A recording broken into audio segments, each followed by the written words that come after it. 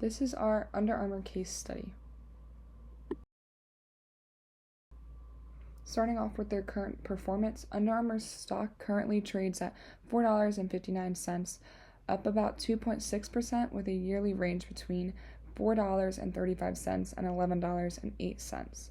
The company has a solid balance sheet with no debt drawn on its $1.1 billion credit line. So what's going well? Revenue sits at $1.2 billion, down 11% year over year, but it's starting to stabilize under the company's strategic reset. Gross margin improved to 46.7% thanks to lower cost and reduced discounting.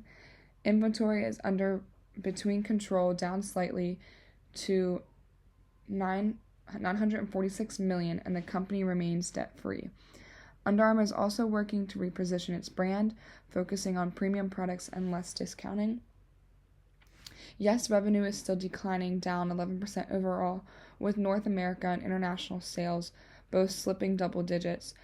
Direct-to-consumer sales fell 15%. The company reported a net loss of $67 million, with weaker cash flow compared to last year, but overall the turnaround is in its early stage and financial improvements aren't fully visible yet. Top-line pressure is likely to continue, especially in North America, but margins should keep improving through better pricing and product mix.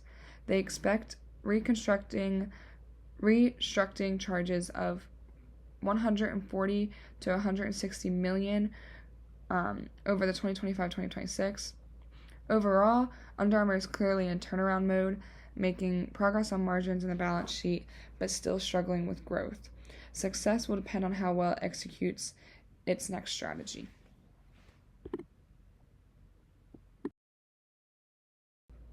Under Armour's strategic position.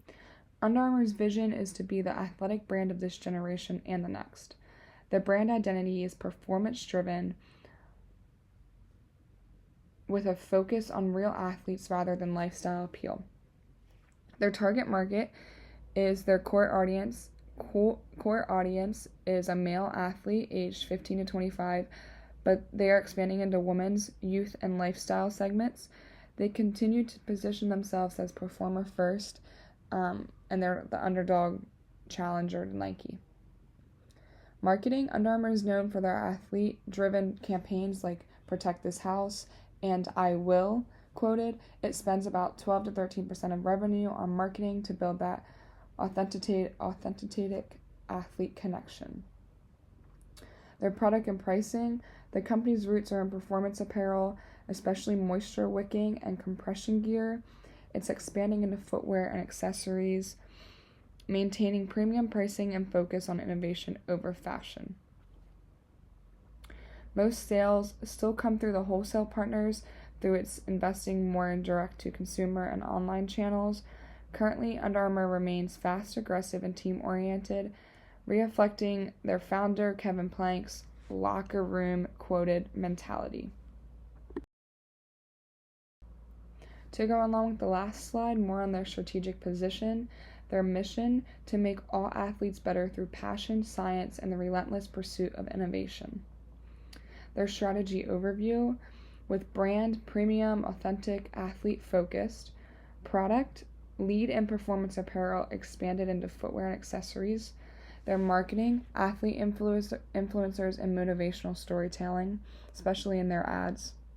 Distribution, shift from wholesale to DTC and global markets. Pricing, maintain premium positioning.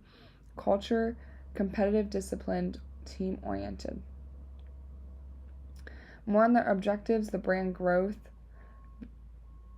become the athlete brand of this generation and the next.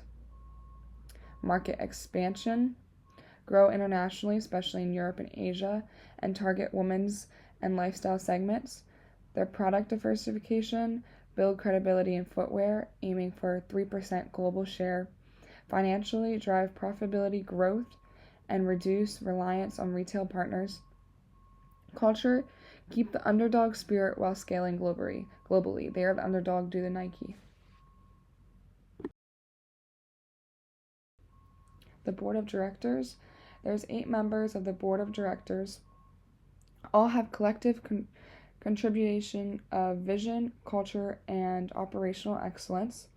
Their time on board, most of them have been with Under Armour for multiple years, and their involvement, each person contributed to their own domain, leadership, and operations to drive Under Armour's growth and execution of strategy during this case period.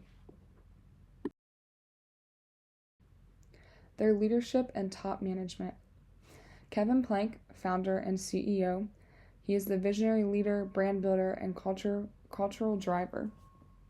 Patrick Frisk, the COO, oversees operations and execution discipline. Brad Dickerson, CFO, focused on financial control and cash management. Paul Phipps, Chief Digital Officer, driving technology-led business transformation. Collectively, this team, along with others, balance innovation, growth, and financial discipline while pursuing for global competitiveness.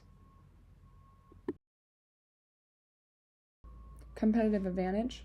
Under Armour's strengths come from performance innovation, pioneering compression and moisture wicking apparel. Authenticate athlete credibility, quoted by athletes for athletes. Influencer marketing, strong athlete partnerships. Premium pricing, high persevered value.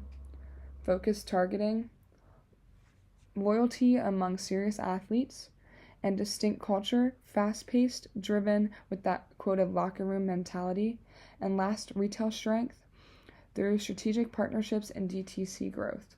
Overall, Under Armour competes through performance credibility, not just market powering.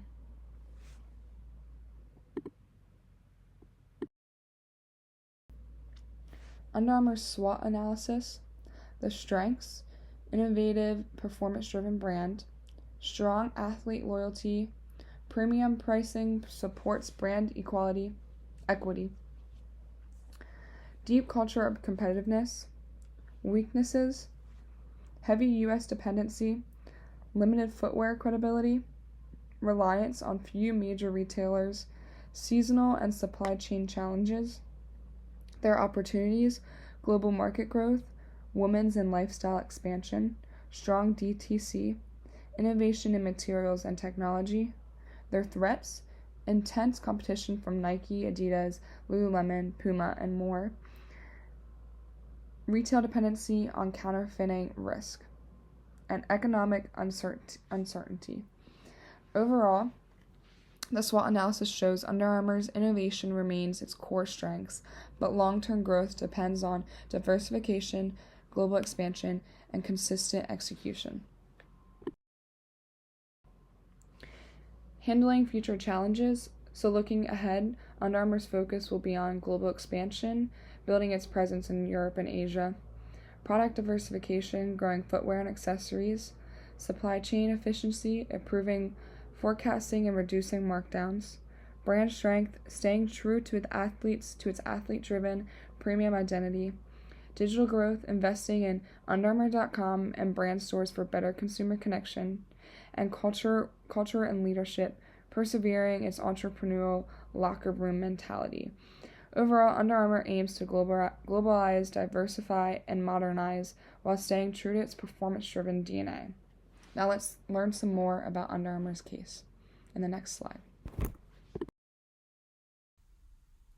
Under Armour followed a vision-first, structure-second approach, driven mainly by Kevin Plank's leadership. Their strategy centered on differentiation, mainly through performance innovation and high-quality fabrics.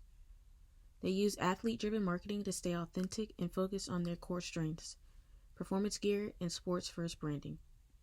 As the brand grew, Under Armour expanded quickly into footwear, women's apparel, and digital products. This helped build a powerful global brand, but the fast expansion also created execution challenges as the company tried to scale. Under Armour's top management operated in a very hands-on way. Driven by Kevin Plank's transformational leadership style, he stayed deeply involved with marketing, operations, suppliers, and athletes.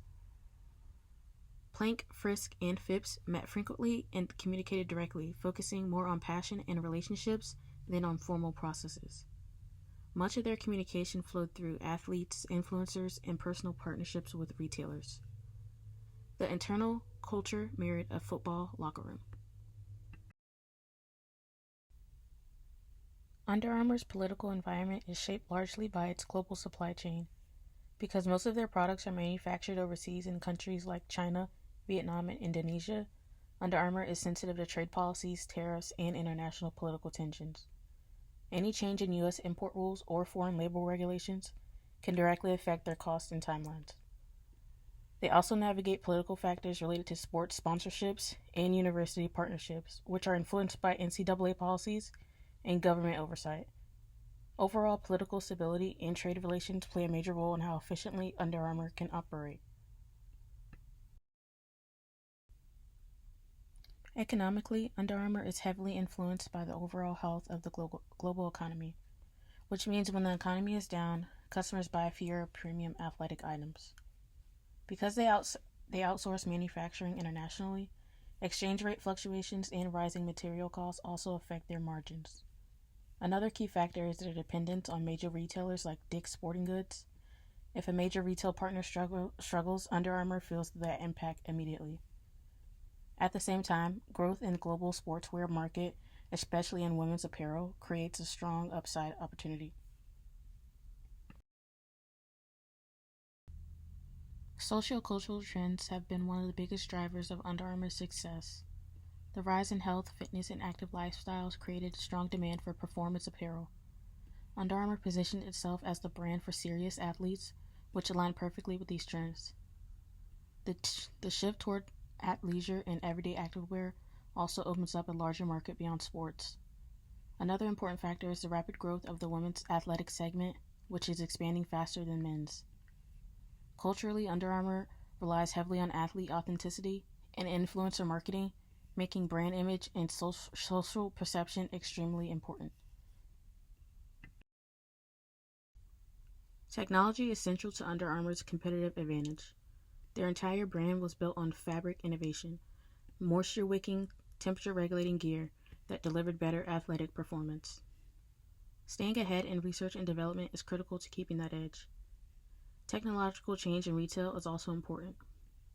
E-commerce, mobile shopping, and data analytics are now essential tools for customer engagement and forecasting. Under Armour has invested in digital platforms and apps to keep up with competitors like Nike, which uses a very strong digital ecosystem. Looking forward, technologies such as smart wearables and connected fitness could create new opportunities for Under Armour to innovate. Legally, Under Armour must protect its intellectual property, so things like heat gear and cold gear their competitors can't imitate. Second, since they outsource their production overseas, they have to make sure factories meet labor and human rights standards, which can create legal risk if not monitored. Also, they have to follow strict product safety, labeling, and advertising laws in every country they sell in. As the brand expands globally, Under Armour must avoid any anti-competitive behavior in its retail and sponsorship deals.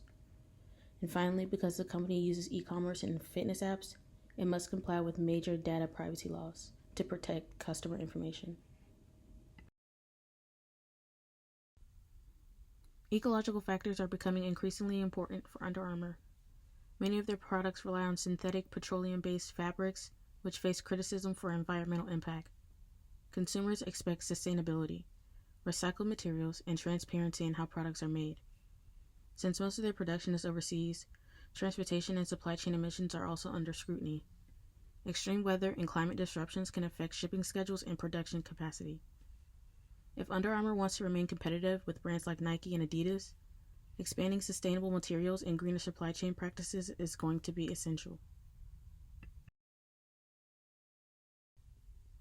The culture at Under Armour is built around constant innovation and a strong athletic mindset. Employees are encouraged to think like athletes, stay motivated, stay competitive, and always try to outperform the competition. A lot of their culture comes directly from the founder, Kevin Plank. His background as a college football player shows up in the disciplined, performance-driven tone he sets for the company.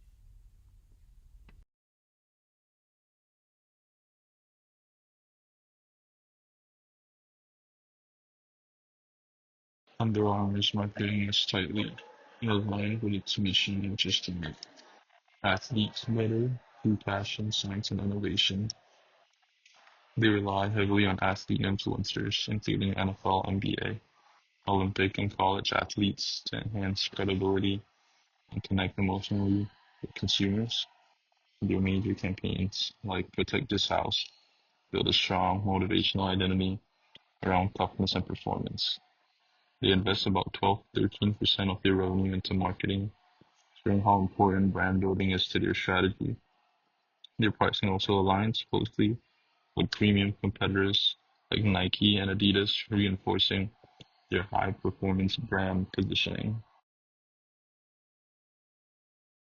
Under Armour operates in the global sporting goods market, which include apparel, footwear, and accessories. Their marketing mix begins with product where they focus on performance-based gear made from high-tech synthetic materials. Their pricing is premium and consistent with big brands like Nike in terms of place. They sell through more than 20,000 stores worldwide. They rely heavily on partners like Dick's Sporting Goods. Promotion is one of their biggest strengths in using influencers, in sponsorships, and digital advertising to build hype and credibility. Overall, their marketing mix focuses on performance, innovation, and premium brand appeal.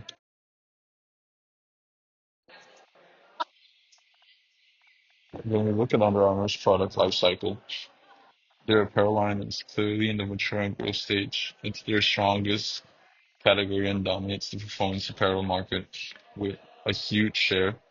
Footwear, however, is still in the early stages and has struggled, especially with sales declines and excess inventory. Accessories are growing steadily in terms of trends. The biggest shift in the market is towards synthetic performance fabrics and the rapid growth of women's segment, which is one of the fastest growing categories. These trends give Under Armour opportunities, but also highlight where they need to improve. Under Armour's financial performance in 2009 shows a company that is still growing but facing challenges. They report about $856 million in revenue and over 400 million in gross profit. Net income was roughly 47 million. However, their profit margins fell compared to previous years because of issues in their footwear line and the need to liquidate extra inventory. Another important point is that almost all of their revenue, 94%, comes from US and Canada, meaning international markets remain mostly untapped. Overall, the company is financially strong, but still very dependent on its core North American market. When we look at financial trends from 2007 to 2009, Under Armour shows consistent revenue growth and increasing brand strength. One positive sign is their cash balance, which grew significantly over the years, giving them better financial stability. However, expenses have also risen as the company expands, especially in marketing and operations. A major weakness is the footwear category, which has dragged down margins due to poor performance and excess inventory. The company also experiences strong seasonality. Sales peak during the fall sports season. Overall, the trend shows growth, but also highlights the need to fix footwear and diversify markets. Research and development is a core part of Under Armour's identity. Their entire brand is built on innovative technologies like heat gear, cold gear, all-season gear, and lock tag. These technologies help regulate temperature, weak sweat, reduce irritation, and enhance athlete performance. R&D allows them to differentiate from competitors and maintain their reputation as a performance-first brand.